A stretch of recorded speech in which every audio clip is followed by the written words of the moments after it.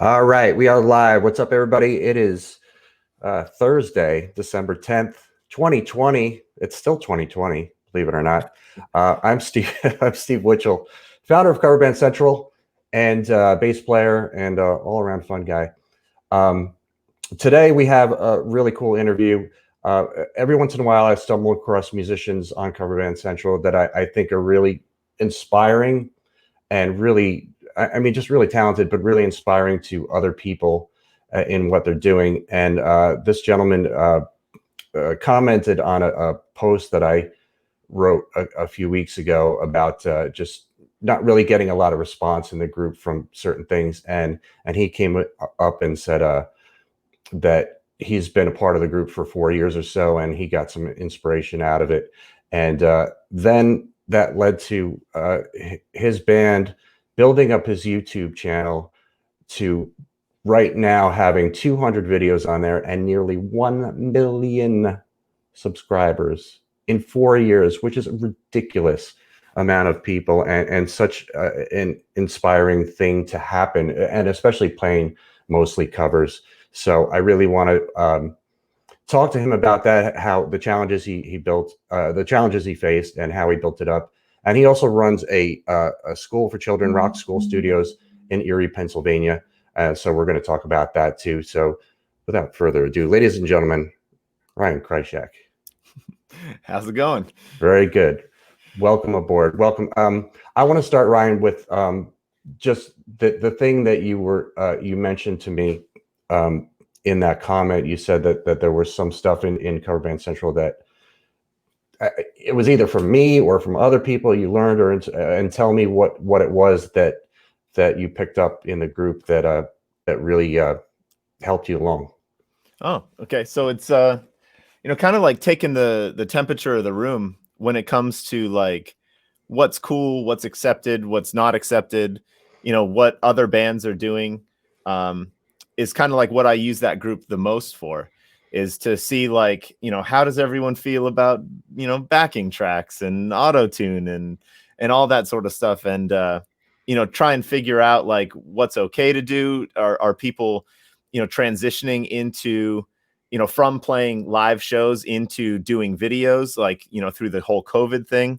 How are people getting on with, recording themselves or going live and getting good audio through, computer interfaces or live mixers or USB mixers or stuff like that. So I get a lot of, info just to see what everyone else is doing and how they're doing it in the cover band world or in the live performance world. And just, kind of a trusted network of people that I know I can, bounce ideas off of or get some ideas from.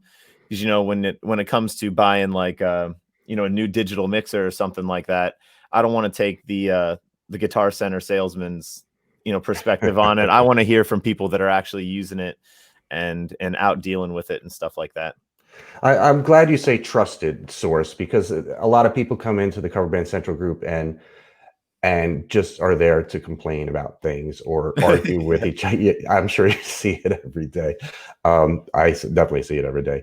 But I agree with you that there's a lot of people in that group, and I would think the majority of people in the group are there really to help and to provide support for other musicians and seek support, Yeah. like you are too. So I mean, it really warms my heart to hear you say that, because I mean, I've done a ton of work on this whole brand, and Yeah. the fact that that it's helping people all over the place is really it really makes me feel good. So let's start with the school. I love seeing kids learning how to play music in whatever capacity. I think music education is so incredibly important in the growth of human beings. It contributes so much to a person's well-being, into learning how to learning how to work with other people, and there's so much to it. So tell me about the origins of Rock School Studios, how it came about for you, and yeah. So I originally started like just teaching regular lessons at my local music store. And just teaching Metallica songs, whatever kids wanted to learn at the time, individual things. And I didn't really put much thought into it until I had a couple kids that all went to the same school. They were all the same age and they all played different instruments. And I was like, you realize that you've got a whole band here, right? Like you play bass, you play guitar, your brother plays drums. Like, why aren't you guys getting together and doing stuff like that? And they were like, all right, yeah, let's try and get together. And I talked to the parents and they were like, yeah, let's try and make something out of this. And I think they, originally thought, oh, this will be, funny or fun or a disaster. I don't know what they thought it was going to be, but they were, 8, 9 years old, maybe even younger, 7, 8, 9, something like that. All the kids together. And I was living in a really small house at the time. So I took them back to my mom's house and had all the kids get together. And I thought about it. I was really smart.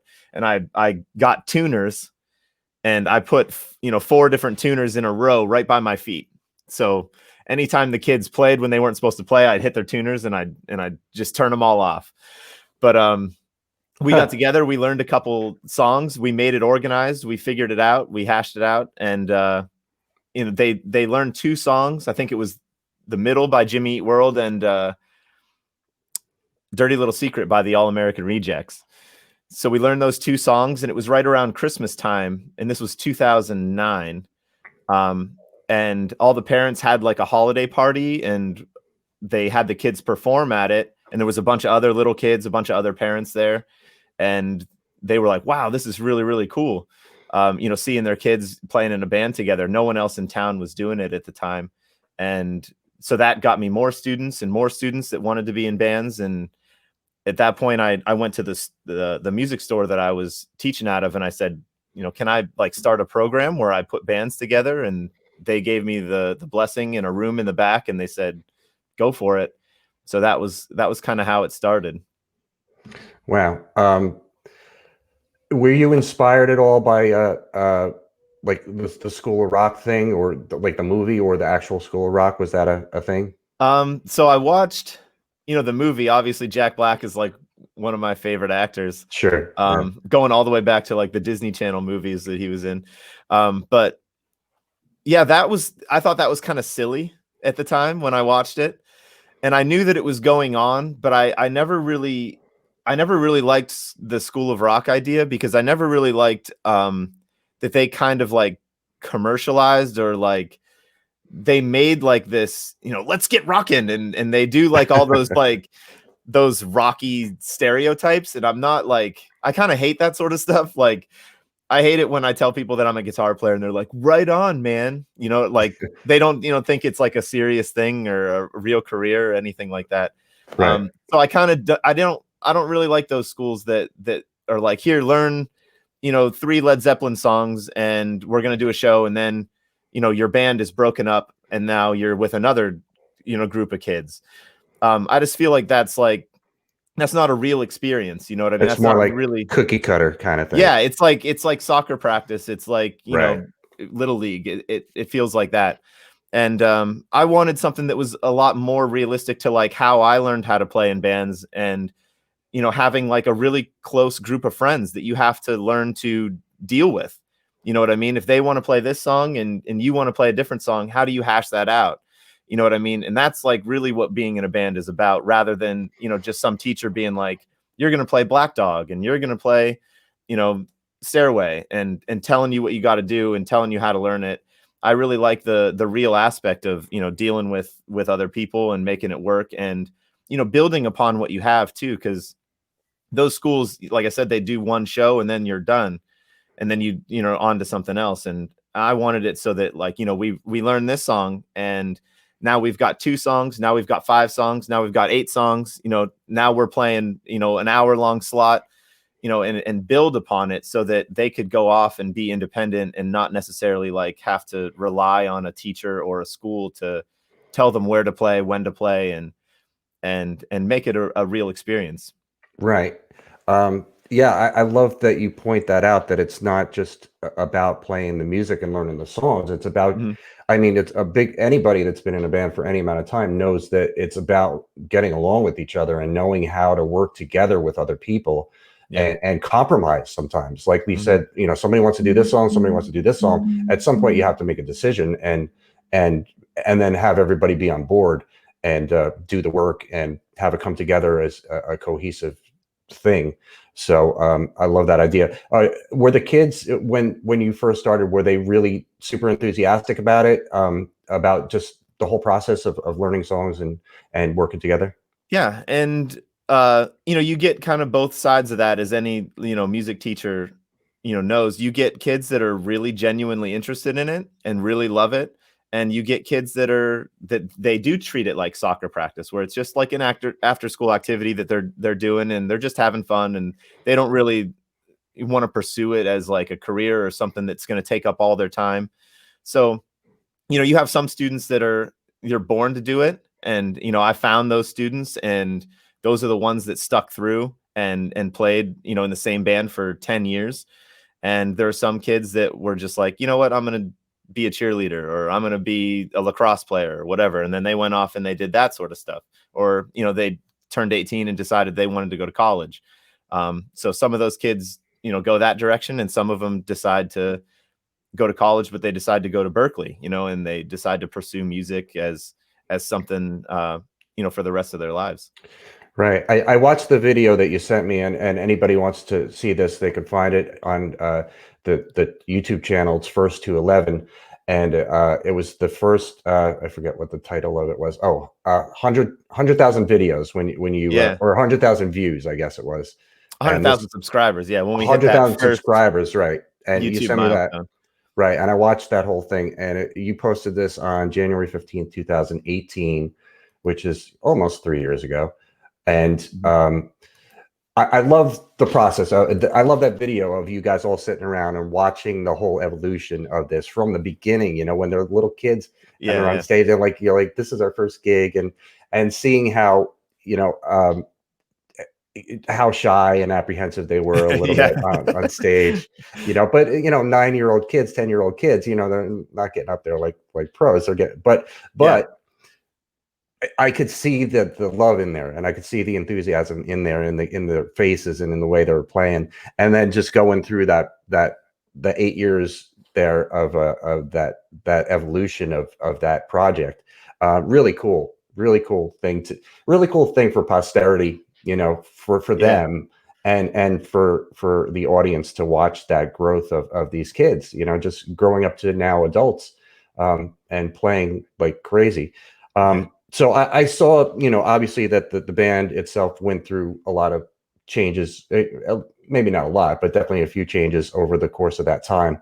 yeah. And as you mentioned, some people, went off to school, or they decided they wanted to play sports or whatever. Hmm. Um, and so let's bring it up to today. Now, the band is just a four-piece, and you're playing bass. So Yeah.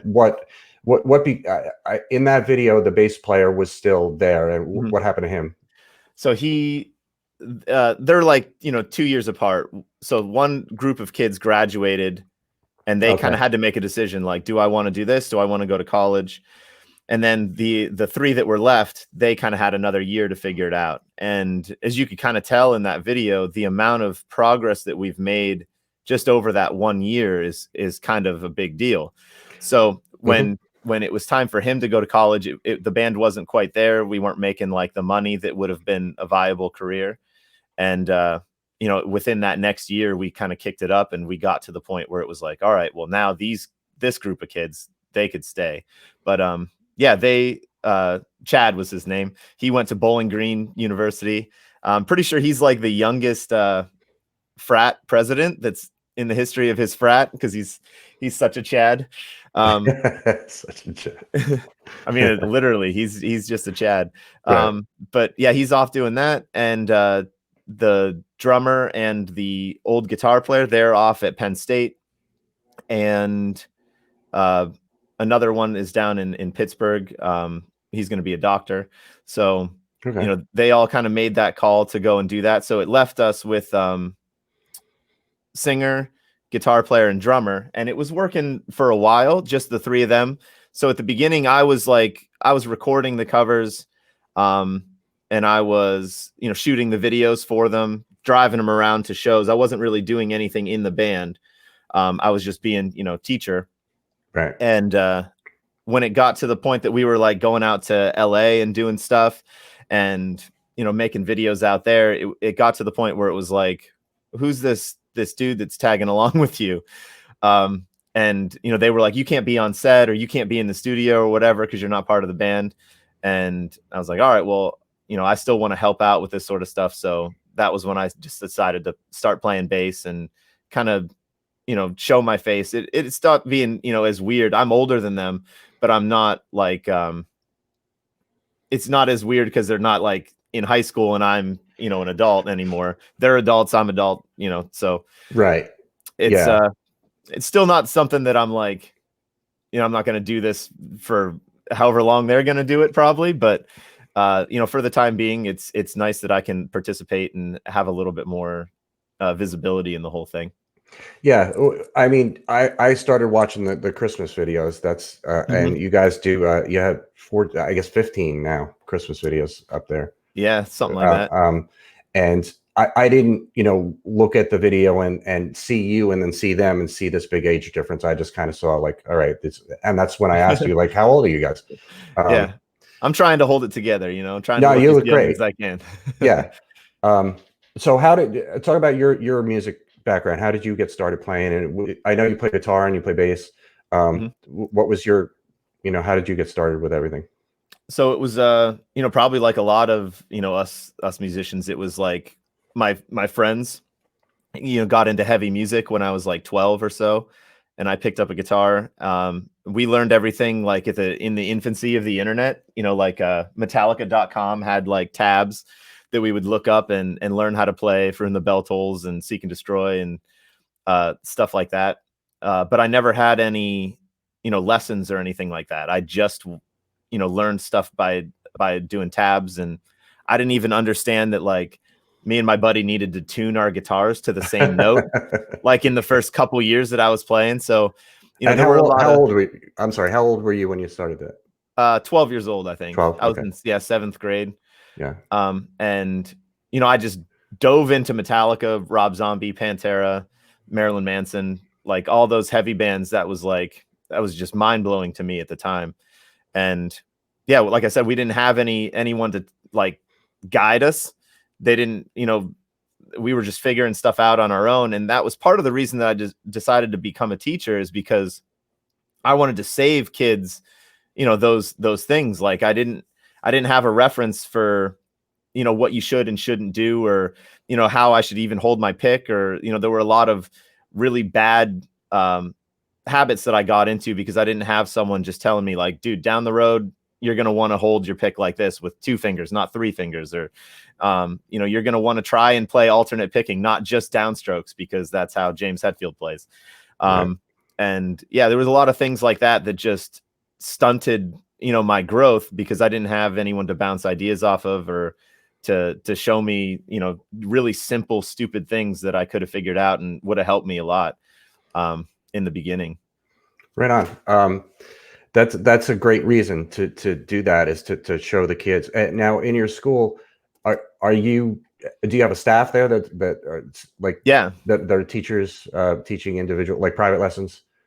So Okay. we're a pretty small school. We only have 4 rooms, and 2 of them are like full band rooms, and then we have a drum room and a guitar room, because we're mainly focused on the band stuff.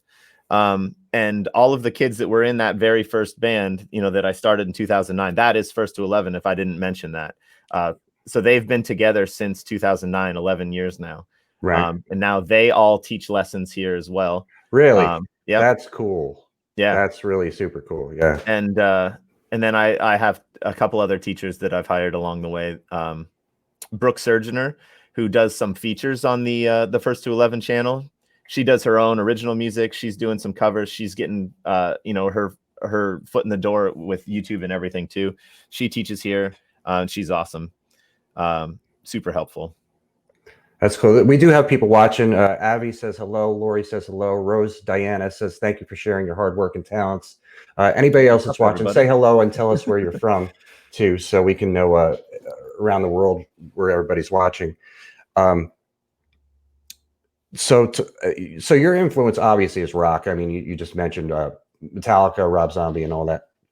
And if you go and watch your videos on the YouTube channel for First to 11, most of the songs are rock songs, hard rock songs. And one of the things I really like about the stuff, and now I didn't watch them all, I have to confess, but I did watch a considerable amount of it of takes the a videos. while to get through all of them. Yeah. We have a fan that just decided to do that the other day, like over Thanksgiving vacation. He just put all our songs on a loop, and it took him like 2 days to get through, I think. It's crazy. It's so cool though. But I love that you kind of tweak the arrangements on songs a little bit, you know, and Yeah, that's a conversation that comes up a lot in Cover Band Central. Like, do we play the songs authentically, or do we put our own twist on it? And my advice to people is always honor the parts of the song that you need to honor, that people are going to expect to hear, you know, the words, signature riffs, things like that. But then if you want to put your own little twist on it, do that. The fact is that you cannot play a cover exactly the way it was recorded. You can't do it. I mean, because I mean, there's so many different elements to recording a song. I mean, first of all, playing in the studio and playing live are two different animals completely. So if you're trying to play a song that was recorded live, you're never going to play it exactly like the recorded song, no matter what you do. So you might as well, you're going to inevitably put your own twist on it anyway, because of your personality, the way you approach your instrument or the way you approach your vocals. But you, it seems intentionally in some of these songs, do a little bit different arranging and a little bit different performance. So talk about that influence and how you make that decision. Yeah. So at the very beginning of the channel, the reason that we did like we do a lot of pop stuff, but we do pop stuff in a rock kind of, you know, genre. Right. So we'll do like a Katy Perry song or a Lady Gaga song or something like that, and we'll, you know, take the synths and we'll turn them into, you know, power chord guitars, and we'll you know, kind of mess with the beats. We'll go halftime, we'll put some double bass in there or something.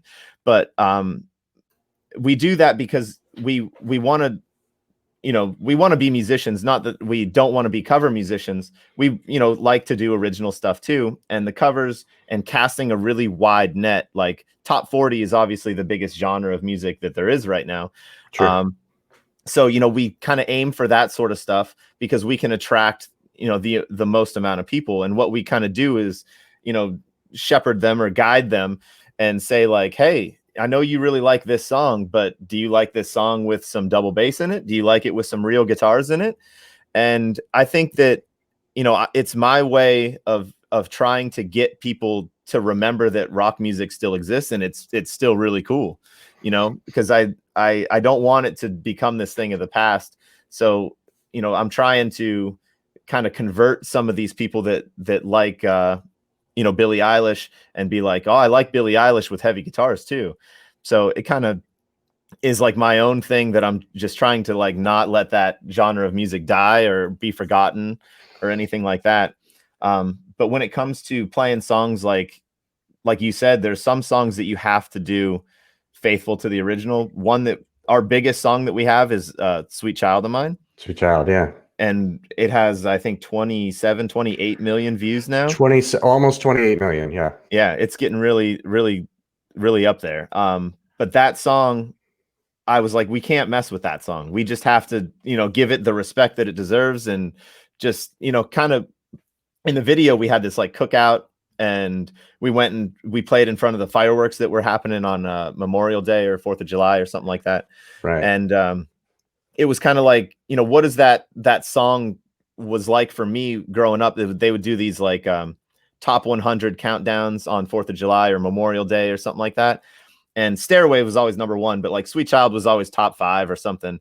And Right. It was always just, it gave me that like, you know, summer cookout kind of picnic with family, vibe to it, and I wanted to make sure that we did a video that was kind of, you know, gave you that feeling. And so that's what we did, and it worked. But that song, we didn't mess with it. In fact, we even went in and we were like, is he picking that note, or is he hammering on that note? You know, we were really, really careful about how the solo was, and especially the earlier solos. The end solo, I think some people, you know, take their own liberty on it, and we got off the beaten path a little bit on that last solo, but we tried to make it as original, you know, and as accurate as we could, because I think that some people are impressed by that, and some people are impressed by the fact that we, you know, we go and we change songs. So there's definitely two different types of people. I remember being in Las Vegas one time, and I was walking through a casino, and I heard Hotel California, and I just thought it was being played by the, you know, the overhead system of the casino or whatever. And I turned a corner and saw that there was a band just playing it inside the casino, and they were playing it like to a T.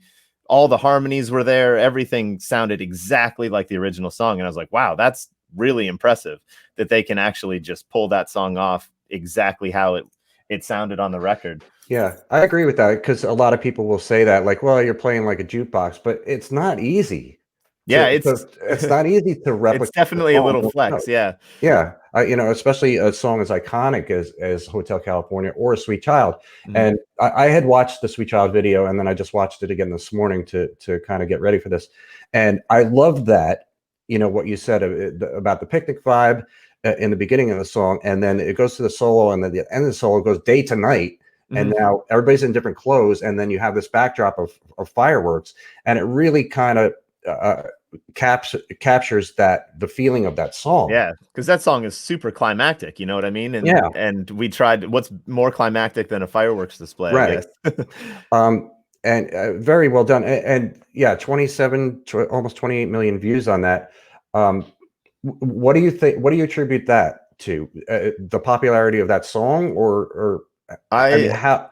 Yeah, I wish I could tell you. You know what I mean? Sometimes stuff works on YouTube, and trying to figure out the YouTube algorithm is like the worst thing about being a YouTube band, but also the best thing about being a YouTube band is that you never really have a definite answer, like which song is going to take off and which song isn't. You can make an educated guess as best you can. But you know, we had no idea that that specific one was going to be, you know, 5 times as fast, you know, to grow as like any of our other videos. So we made it a point to get out of the studio and do something special for that song, so I could try and attribute it to that. And you know, like I said, maybe a lot of people really feel like that song gives them that vibe, that picnic vibe, or, you know, family, friends, you know, kind of thing. Maybe that resonated with some people. I can't really tell. We put a hot dog ad in there too. Maybe nice. that resonated with somebody, but that was just me trying to get free hot dogs. There you go.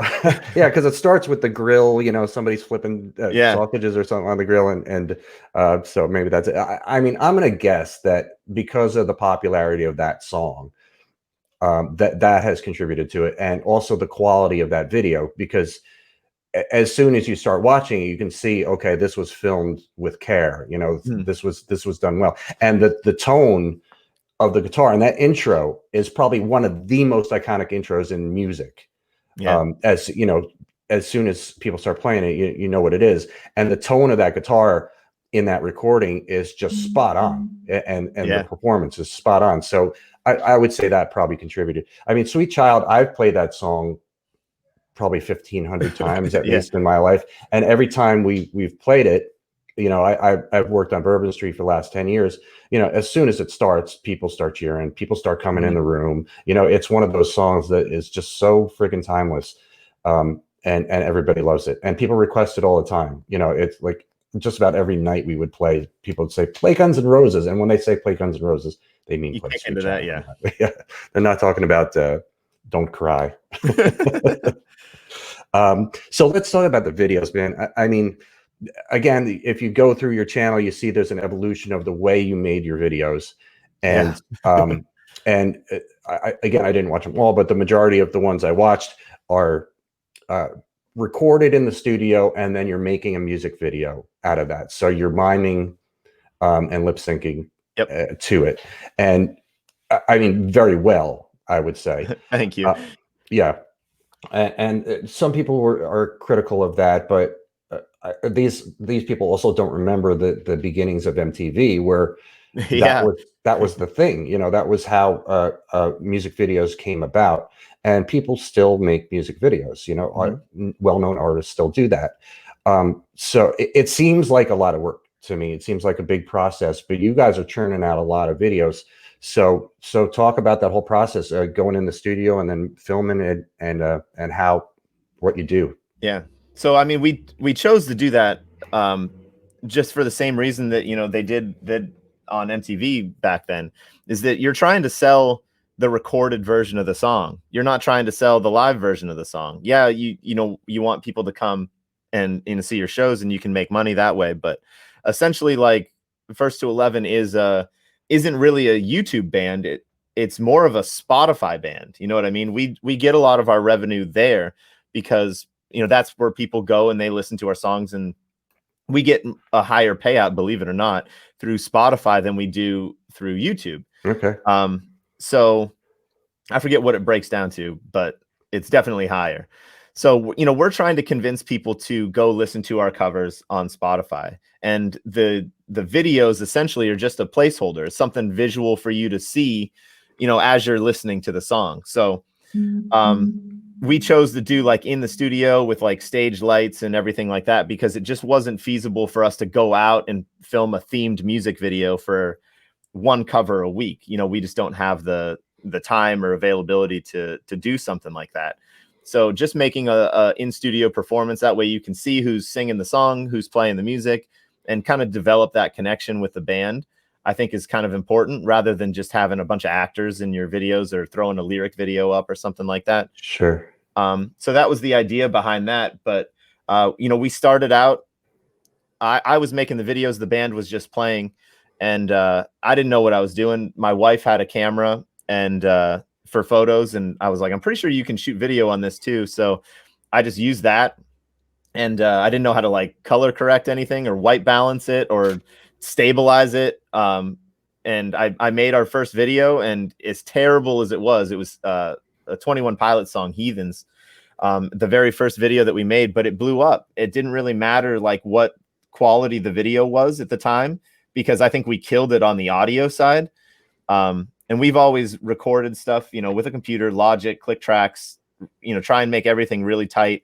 We send our stuff off to someone to mix and master it, who's very, very good in the industry. And we invested in that at a very early stage, so that's worked out for us too, making sure that our audio is as good as we possibly could afford it to be.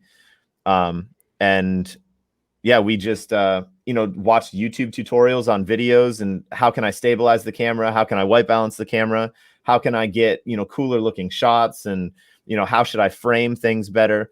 And that was just me sitting at YouTube learning how to make YouTube videos, and figure that sort of stuff out, the same way that I figure stuff out by looking at the Cover Band Central page, and seeing how people are mixing their live streams, and how people are recording themselves, and how they're doing their backing tracks live, or what digital guitar amps they're using, or different things like that. I just tried to do the research and figure it out for myself, because there isn't really a definitive like a guide that says like step 1 to being a YouTube band, learn how to shoot videos, here's how you stable, like there's not like a comprehensive one-stop sort of tutorial thing. You have to pull it from this thing and this thing, and it's really a pain to try and figure that out. Maybe that's something I should get into, is making a class or something like that, how to do why all not? that stuff.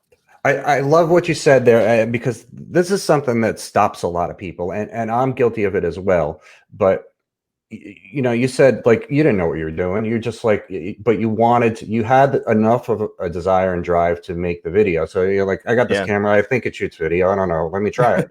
But I don't really know what I'm doing. And that will really stop a lot of people from proceeding with trying something new, because of fear that they're going to be it's going to be bad. They're going to do it Yeah. wrong. People are going to criticize it. And I have that too. Like Oh, sure. as far as progressing things, I'm always like, oh, well, we'll do, this new thing when we get a new camera, because I don't want to do it with this crappy camera. But I don't know what it was about that time that I was just like, no, I need to put it out there. I need to get the ball rolling. I need to do it right now, today. No more waiting, no more figuring it out. Well, that's it. I mean, that's it. You made the decision, and that's the difference. And Yeah. I have found that with my career too, and especially with things with Cover Band Central, is like, I started this thing when I was staying at my mom's house because she was kind of getting ill, and I wasn't playing a lot, and I was like, what am I gonna do? And I've always kind of been a writer, or I've always enjoyed writing, so I just started writing articles, and then I was like, well, I want to share this with the right audience. So, well, how am I going to do that? All right, well, let me just start a group. Well, and I'll start a page. And I was probably sitting there watching Cover Band Central or Comedy Central at the time. Like, what am I going to call Oh, it? yeah. Oh, I'll call it Yeah. Cover Band Central. I mean, it was literally that, but like, I had no idea what I was doing. I was just like, I really want to do this. So that's a really good lesson for anybody out there listening and watching this to learn, is if you really have the desire to do something, even if you don't know exactly how you're going to do it, just move, just keep going. Refine it as you go, for sure. Get the ball rolling and figure it out as you go. Because I mean, there's the other side of the coin too, which some people will do, is that they'll just be like, yeah, it's fine. You know what I mean? Like, you still obviously want to get better and do the best you can, but don't let it, stop you from doing anything. That's for sure. Right. You're going to figure stuff out along the way. As long as you keep moving, you're going to make mistakes. Expect that. And it's okay, because that's how you're gonna grow and learn.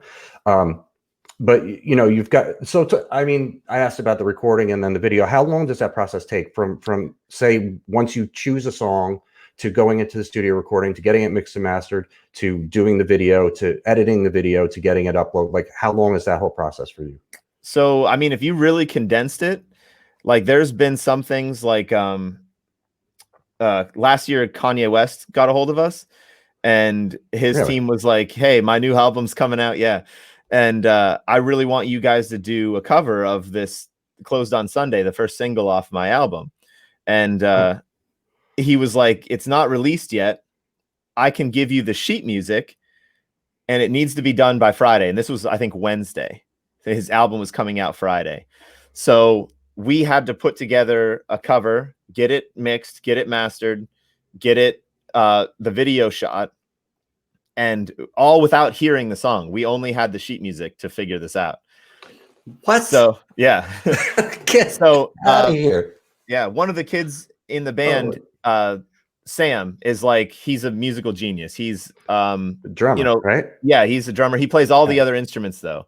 And I'll tell you more about like the process of recording stuff. But he, perfect pitch, reads music. So he really orchestrated the whole the audio side of the cover. So he took care of all of that. And then, we just learned it, did the video. I think at the time I was still editing the videos, but now Matt, the guitar player, he edits the videos now because he's really into film and that sort of stuff. So we got it done in 2 days, and it worked out, and Kanye was happy with it. It ended up being like one of our worst performing videos, but he, just because it's not a hit song, you know what I mean? It's just Kanye's kind of Kanye does Kanye now. And but he sent us all a pair of Yeezys, which was pretty sick. So there's out in the lobby, there's a pair of Yeezys that I've yet to wear, because they're like a trophy to me. How did he hear about you guys? Do you know? A lot of times it's just through YouTube. So it's becoming a thing now that traditional methods of advertising a new release aren't as effective as having a cover band play it on YouTube. So we've had a number of artists, Nothing But Thieves, Echo Smith, Zed. A lot of people like have got a hold of us and said like, hey, can you do our song? Because, it'll boost our sales and visibility, because, you never really know, I guess, what you're going to get when it comes to advertising dollars. And, if they say, we're going to give you $3,500 or $4,000 or whatever, like for you to do a cover of our song and it'll get 500,000 views, that's a win for them, to have that kind of visibility. So it's a cool, way of earning money as well. That's so cool. I mean, the old school original artists, some of them in particular, don't embrace other Yeah, musicians playing covers. But I would say that, but dude, like an hour ago, I got a thing, believe it or not, from the Don Rolling Henley, no, the Rolling Stones and Universal Music just said like, "Hey, we're doing a promotion for Rolling Stone stuff. Will you do a cover of one of our songs?" So she hasn't got wow. back to me yet, but like, hell yeah, I'm gonna do that. Well, yeah. Wow, that congratulations. That Oh, is thank you. incredible. I imagine because of the amount of subscribers you have and the amount of videos you have, that it just YouTube is huge. I mean, it's just a giant wormhole or rabbit hole that you go down, but there's stuff that rises to the top, that just shows up, and I think that you guys are definitely one of those artists out Thank there you. that, and it's basically the quantity of stuff of material you put out and the quality of it as well, and uh, the way you're doing the videos now, the way it's evolved, it really is very cool. You have this sort of neon logo in the beginning, and then you put up your links there, like a splash Yeah. of the links, and it goes right in the song or right into the visual of the video, of the band. But the audio, when you first hit play, the audio is right in of the song.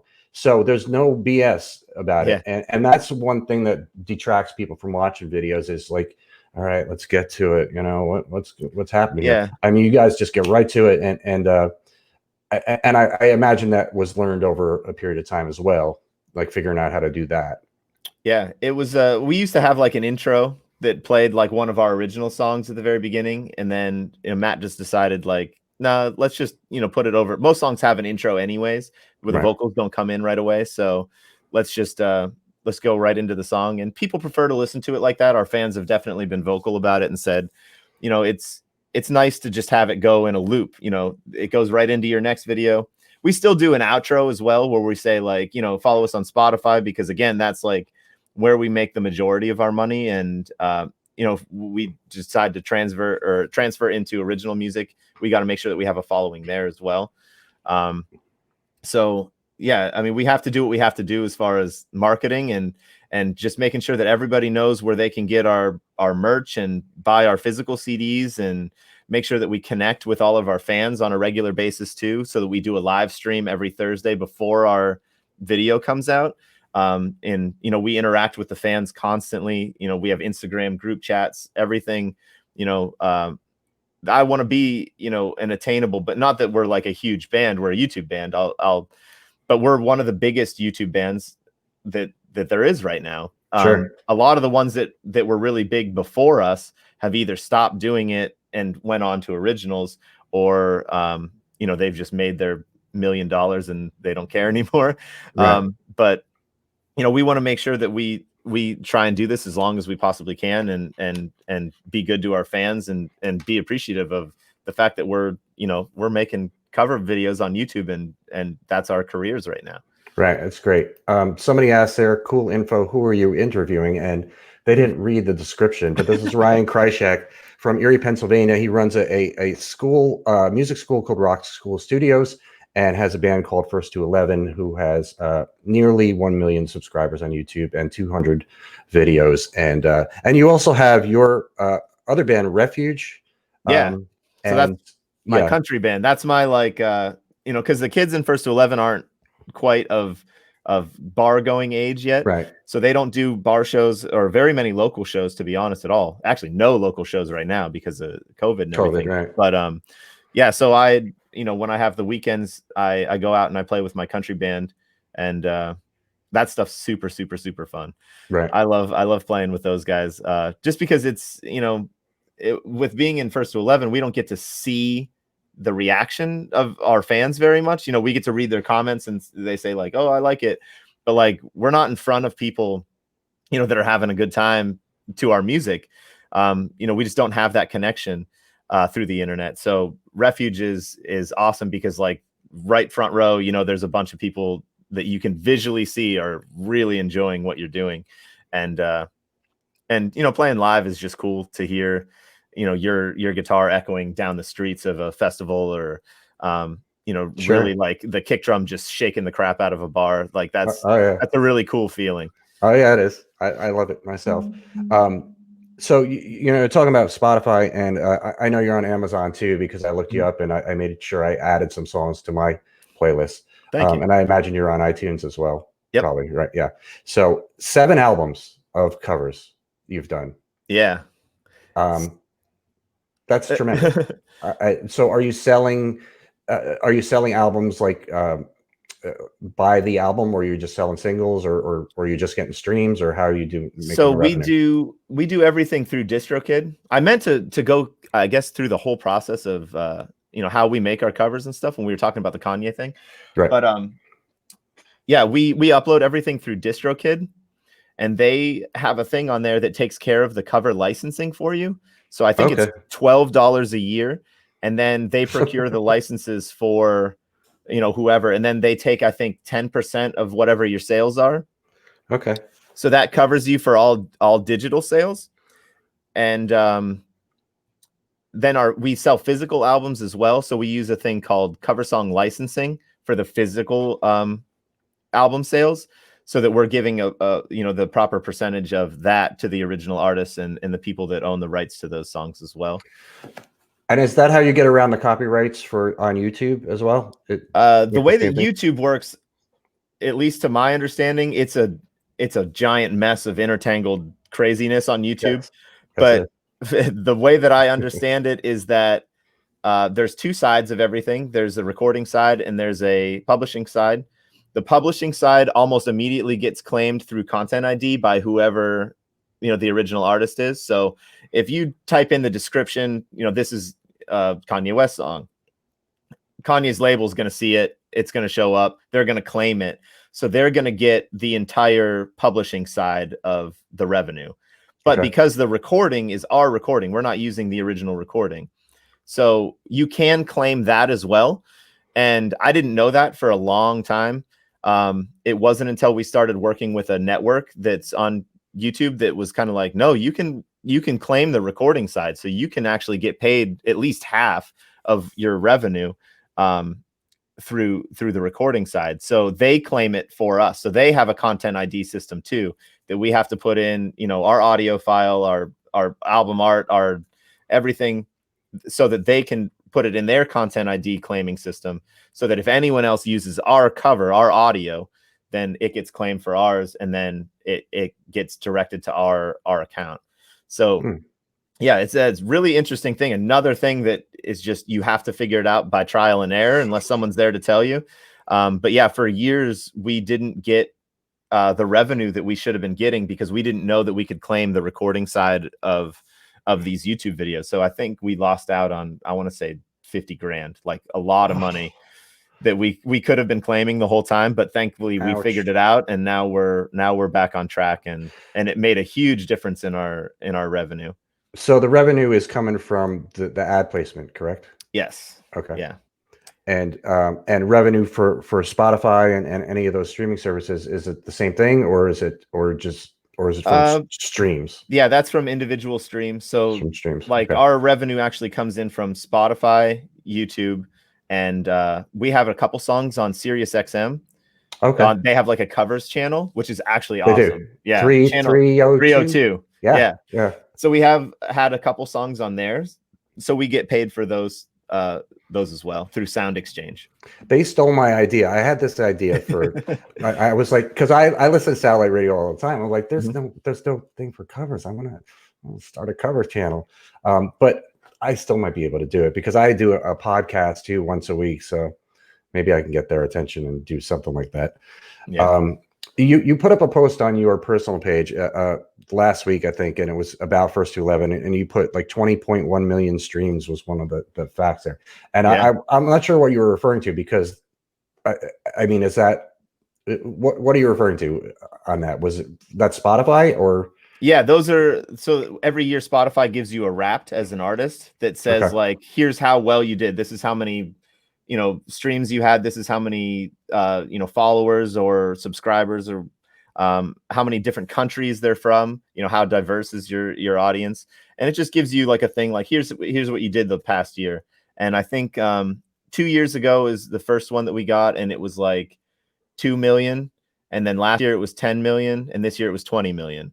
So we're constantly growing on Spotify as well, because Spotify, you know, as many people hate on it, and it does pay you a fraction of a cent per stream that you're doing. But the fact that people can discover you on YouTube and can discover you on Spotify through, you know, if you listen to a cover of Paint It Black or something like that, and you're like, wow, I really like that song, and you listen to it a couple of times, Spotify is going to be like, oh, maybe they'll like more covers. And then maybe First to 11 will show up in, you know, their suggested playlist or their, you know, release radar or whatever. And because we put out a song every single week, you know, we're fresh in people's release radars all the time.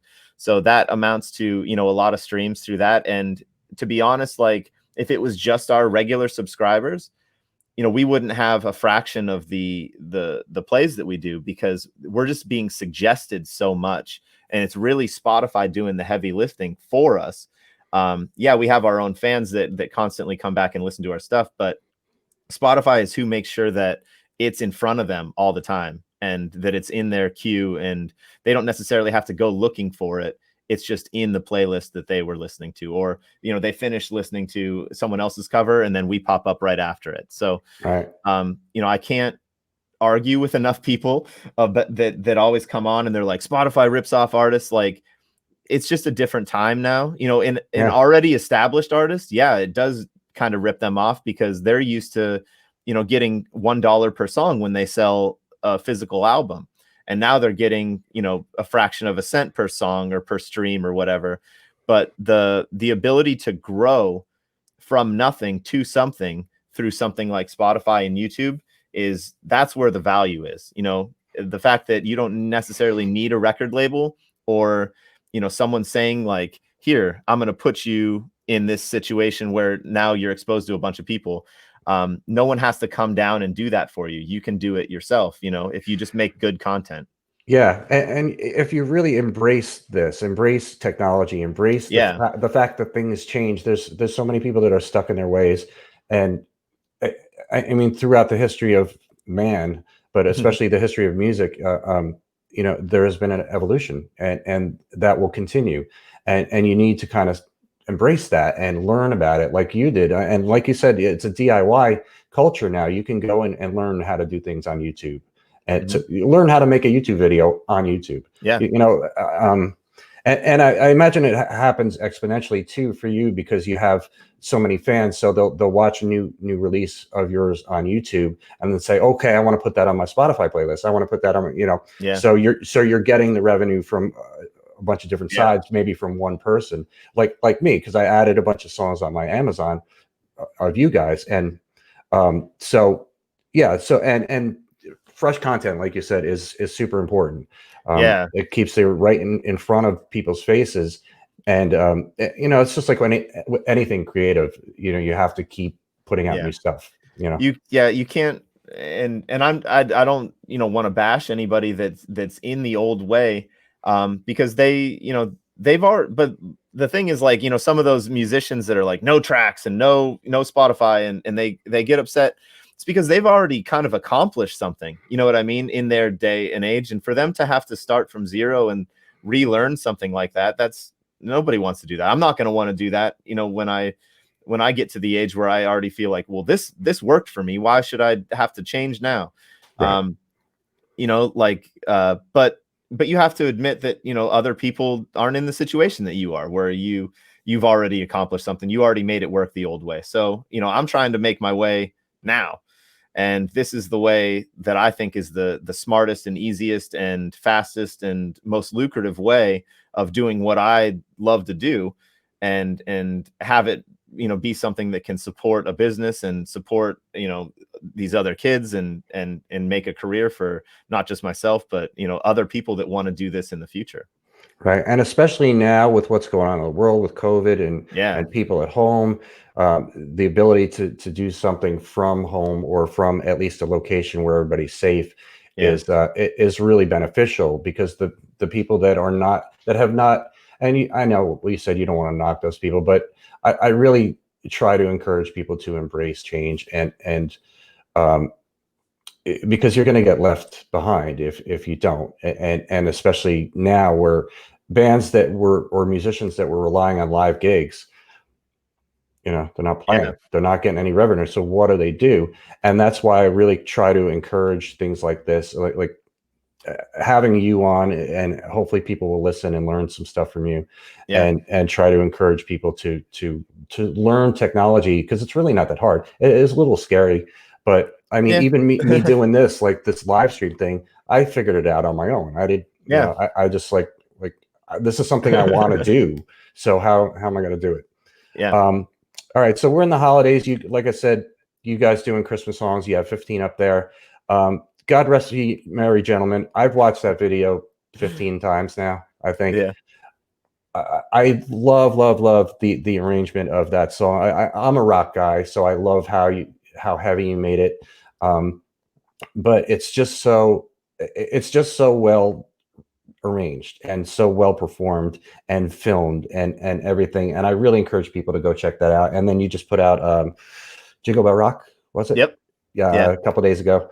And how many more you got left? Christmas songs. 2 more. So we've got a kind of chill one. We're doing Blue Christmas next Tuesday. Okay. And then the week before Christmas is Santa Claus is Coming to Town. So the way that we do everything is that we all can play, kind of every instrument, at least a little bit. Okay. I'm, guitar and bass mainly, but I can figure out drums. And when we record stuff, we do everything completely independently, where like I'll work on one song entirely myself, and then I'll send it to Audra to put vocals on. And then, Sam will do an entire song entirely by himself, and he'll send it to Audra, and Matt will do an entire song and send it to Audra. So we actually aren't, saying like, I don't do all the bass parts on every single recording that we do. I'm just miming them in the videos. Right. And we like, I'll give us credit. We do actually play, you know what I mean? Like when we shoot the videos, we're actually playing, like our amps are on and we're listening to ourselves actually playing, but it's just synced up with the original recording. And we do make mistakes, but like, for the most part, like we can film the video and then just turn around and play that song live. Like we do know how to play them and everything, but, sure. So we do them completely independently. So, God Rest Ye Merry Gentlemen, that was me, and Jingle Bell Rock, that was Sam. So he did that entire arrangement. I did the other entire arrangement, and then we just kind of take an hour before we shoot the video. We learn how to play the song, and then we shoot the video and play it that way. So everyone has like kind of their own thing.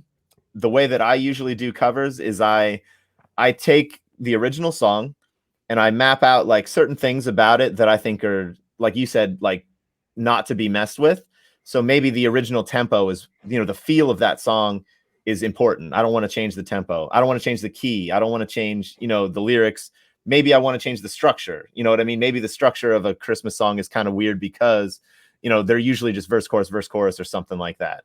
And, I just decide what's going to be the thing that I'm going to mess with, and where do I want to pull that inspiration from. Sometimes it comes from, just the music that I like to listen to. Like in God Rest Ye Merry Gentlemen, I was kind of just like, I don't know, it feels like it needs to have like this octave thing here.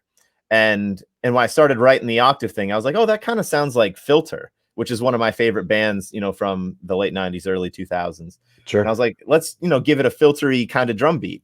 And so I went and did that. And then that octave part just led me to that breakdown part. It just felt like it needed to be there. It felt like a natural transition. And I knew that, it could go to a post-chorus, like, or not post-chorus, but like a chorus dropout, like a lot of, famous songs do, where they'll just have the instrument stop. The singer will say the first line of a chorus and then everyone will come back in. Yeah. It's so heavy, man. I could just so cool. I could picture that, happening.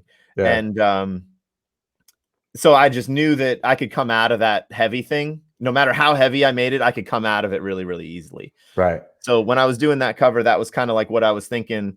And it sometimes it comes together and sometimes it doesn't. But you know, taking inspiration from other songs is definitely what helps me the most, where I'll be like, dude, I really love this Coheed and Cambria song.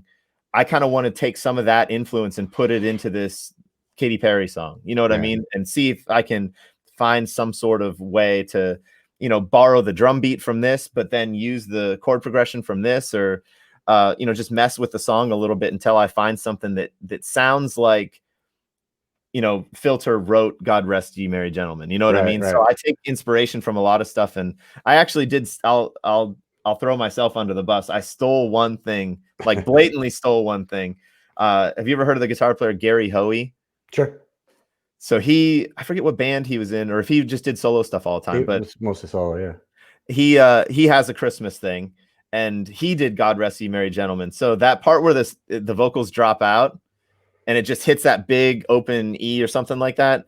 I stole the drum fill that he used in the beginning of his version of it. It was like a get and it just rings like even further.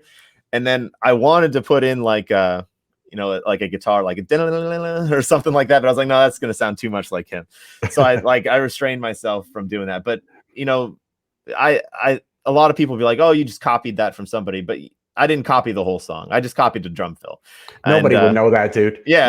Nobody's gonna be like, you took that little part from the Gary Hoey song. No, I mean, yeah, but we do pull some stuff like that. Like I'm working on one right now where I'm just like, it's a Hoobastank song, The Reason, from like the early 2000s. That was one of their biggest hits. Yeah. Yeah, I was like, what if this was Coldplay? You know what I mean? What if Coldplay wrote this song? What would it sound like? So I'm working on that right now, where I'm just trying to take the feel of a Coldplay song and make it work with the lyrics of the Hoobastank song. And it's really fun to play with. Sometimes it doesn't work. Sometimes the other kids in the band are like, dude, you messed this one up, man. That's a cool idea. I thought that's fun. Yeah, I like that. Yeah, the God Rest Ye Merry Gentlemen. Everybody go watch that. The one thing that makes it, I mentioned to you in Messenger, that makes it so heavy is going to the halftime and then going back double time and going back to the halftime. I mean, that makes it so friggin' heavy. And your guitar player, Matthew, you cannot ever see his face or you see his hair. Kid goes hard, man. he does, man, and he looks so cool in the video. And I mean, I just love it. I love it, man. Yeah.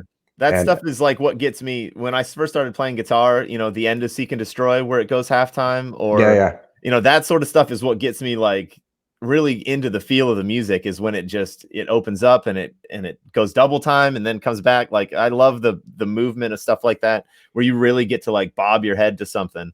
Yeah. So I like to incorporate that stuff in our songs all the time. Yeah, I love it. I watching that. That's what I was doing. I was sitting here in my head with my headphones on. I love it. All right, man. So I've kept you here for an hour, and I'm sure you have plenty of stuff to do. But you know, tell everybody what's ahead. I have your. I want to put your website up here so people can see first211.com. Yep. But they can find you guys on YouTube, obviously, Spotify, iTunes, and Facebook. yeah. We're Facebook's starting to pop up. You know, we're getting some decent views. And considering it's Facebook, on our videos there. And I'm not sure if you can monetize them yet on Facebook, but they're working on it. It's starting to try and be a legitimate video platform as well as YouTube. So it's definitely worth putting some time and growing a Facebook audience as well. Yeah, it sure is. What you can do, and I've been introduced to this with my page with Cover Band Central, is you can do events and sell tickets ahead of time. So yeah, that's something that we're trying to figure out right now, is like, what is the best streaming live event platform that we're going to start doing some stuff like that. Right now we're doing stuff on YouTube, but as far as a ticketed sort of thing, that's what we're trying to figure that out. Yeah, I am too. So, all right, Ryan, thank you so much, man. Ryan Krysiak, you could hang out for a minute, but I'm going to end this up. Go check out his band, please, and support music like this. Support kids. You know, seeing kids learn music and kill it like this is what this is all about. So thank you all for watching. Thanks, Ryan.